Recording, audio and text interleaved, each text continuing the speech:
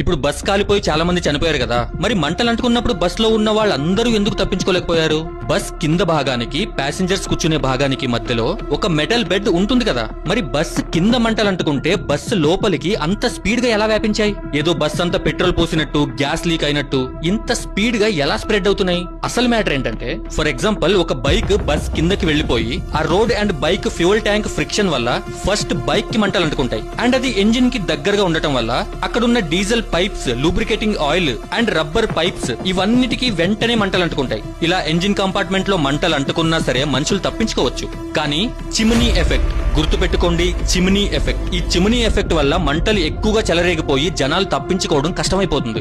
ఇదెలా అంటే, బస్ కింద భాగంలో diesel tank, battery, rubber tyres, fuel pipes, wiring harness, ఇలా బస్సు కింద ఫస్ట్ వీటికి మంటలు అంటుకుంటాయి. అండ్ ఈ మెటల్ బెడ్ ని ఫిక్స్ చేసేటప్పుడు వెల్డింగ్ చేస్తారే కానీ కంప్లీట్ గా లీక్ ప్రూఫ్ అయితే ఉండదు. ఎందుకంటే ఇందులో ఈ wiring holes for lights and sensors, air conditioning ducts in AC buses, gear Lever openings, cable passages, ventilation pipes, ఇలా చాలా గ్యాప్స్ ఉంటాయి. ఈ చిమ్నీ ఎఫెక్ట్ వల్ల మూవ్ అవుతున్న బస్సులో ఏర్పడే ఎయిర్ ఫ్లో వల్ల ఈ గ్యాప్స్ ద్వారాగా కింద ఉన్న ఫ్లేమ్స్ ని పైకి లాగబడుతుంది. అండ్ బస్ ఇన్సైడ్ ఫ్లోరింగ్ లో వాడే ప్లేవుడ్ లేదా ఫైబర్ బోర్డ్ లాంటి హైలీ ఫ్లేమబుల్ మెటీరియల్స్ కి మంటలు అంటుకుంటాయి. నెక్స్ట్ అక్కడ సీట్స్ లో ఉన్న ఫోమ్, ఇది చాలా ఇంపార్టెంట్. ఈ ఫోమ్ ని పాలిఎరథిన్ తో చేసుంటారు. దీనికి కొంచెం నిప్పు తగలగానే పెట్రోల్ మండినట్టు దగదగా మండిపోతుంది. అలా అక్కడున్న కుషన్ కవర్స్, కర్టెన్స్, కార్పెట్స్ ఇవన్నిటిని సింథటిక్ ఫ్యాబ్రిక్ తో చేసుంటారు. అంటే నైలాన్ అండ్ పాలిస్టర్ తో చేసుంటారు. ఇవి తగలబడిపోవడమే కాకుండా వీటి పక్కనున్న వాటిని కూడా తగలబెట్టేస్తాయి. అండ్ ప్లాస్టిక్ ఇంటీరియర్ ప్యానెల్స్, ఇది ఇంకా డేంజర్. ఇవి కాలిపోయి కరిగిపోయి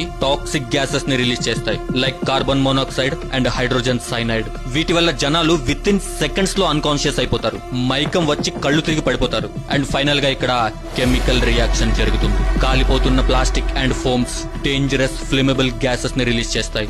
అది ఆక్సిజన్ తో మిక్స్ అయ్యి ఒక్కసారిగా ఫ్లాష్ ఓవర్ అవుతుంది. ఫ్లాష్ ఓవర్ అంటే ఒక్కసారిగా బూమ్, బస్ మొత్తం తగలబడిపోతుంది. ఎస్పెషల్లీ నైట్ టైమ్ లో పడుకుని ఉంటారు, వాళ్ళకి మెలకువ వచ్చి రియాక్ట్ అవ్వడం లేట్ అవడం వల్ల ఆ మంటల్లోంచి తప్పించుకోలేకపోతున్నారు. చాలా మంది అతి దారుణంగా కాలిపోయి చనిపోతున్నారు. దీని మీద స్ట్రాంగ్ యాక్షన్ తీసుకోవాలి. Root cause analysis and preventive actions ఎంత స్ట్రాంగ్ గా ఉండాలంటే, బస్ కింద మంటలు అంటుకున్నా సరే ఆ మంటలు ప్యాసింజర్ వరకు రాకుండా ఉండాలి. బస్ కింద ఎంత పెద్ద ఇన్సిడెంట్ జరిగినా సరే బస్ లోపల ఉన్న ఒక్క ప్రాణం కూడా పోకూడదు.